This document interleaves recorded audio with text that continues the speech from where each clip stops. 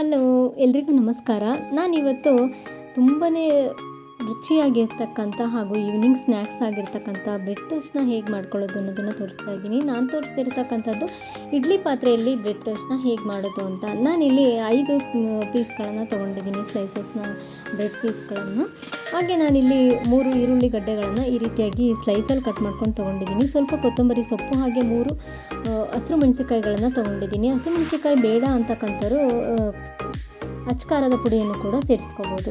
ಹಾಗೆ ನಾನಿಲ್ಲಿ ಕ್ಯಾರೆಟ್ ತುರಿ ಹಾಗೂ ಚಿಕ್ಕದಾಗಿ ಕಟ್ ಮಾಡ್ಕೊಂಡಿರ್ತಕ್ಕಂಥ 1 ಟೊಮೊಟೊ 1 ಕ್ಯಾರೆಟನ್ನು ತೊಗೊಂಡಿದ್ದೀನಿ. ಇದಿಷ್ಟನ್ನು ಕೂಡ ಒಂದು ಮಿಕ್ಸಿಂಗ್ ಬೌಲ್ಗೆ ಸೇರಿಸ್ಕೋಬೇಕಾಗತ್ತೆ.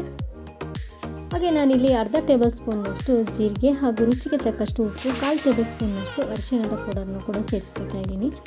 ಹಾಗೆ ನಾನಿಲ್ಲಿ 2 ಟೇಬಲ್ ಸ್ಪೂನ್ನಷ್ಟು ಎಣ್ಣೆಯನ್ನು ಸೇರಿಸ್ತಾ ಇದ್ದೀನಿ. ನಾನು ಸೇರಿಸ್ತಾ ಇರ್ತಕ್ಕಂಥದ್ದು ಹಸಿ ಎಣ್ಣೆಯನ್ನು ಸೇರಿಸ್ತಾ ಇದ್ದೀನಿ, ಬಿಸಿ ಮಾಡಿಲ್ಲ.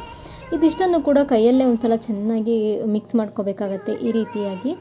ಹಾಗೆ ನಾನಿಲ್ಲಿ ಸ್ಟಫಿಂಗ್ ಎಲ್ಲ ರೆಡಿ ಆಯಿತು. ಈಗ ನಾನು ಬ್ರೆಡ್ ಸ್ಲೈಸ್ ಮೇಲೆ ಯಾವ ರೀತಿಯಾಗಿ ಫಿಲ್ ಮಾಡೋದು ಅನ್ನೋದನ್ನು ತೋರಿಸ್ತಾ ಇದ್ದೀನಿ. ಸೊ ನೀವಿಲ್ಲಿ ನೋಡ್ತಿರ್ಬೋದು, ಎಲ್ಲೂ ಕೂಡ ಗ್ಯಾಪ್ ಇರದೇ ಇರೋ ರೀತಿಯಾಗಿ ಇದನ್ನು ನಾವು ಫಿಲ್ ಮಾಡ್ಕೋಬೇಕಾಗತ್ತೆ ಈ ರೀತಿಯಾಗಿ. ಸೊ ನೀವಿಲ್ಲಿ ನೋಡ್ತಿರ್ಬೋದು ಯಾವ ರೀತಿಯಾಗಿ ಇದನ್ನು ಫಿಲ್ ಮಾಡಿದ್ದೀನಿ ಅಂತ.